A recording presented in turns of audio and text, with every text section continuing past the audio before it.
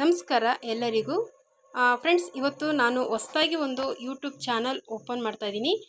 ನನ್ನ ಕಿರು ಪರಿಚಯ ನಿಮಗೆ ಮಾಡ್ಕೊಳ್ಳೋಣ ಅಂತ ಮಾಡ್ಕೊತಾ ಇದ್ದೀನಿ. ನನ್ನ ಹೆಸರು ಬಂದು ನಾಗವೇಣಿ.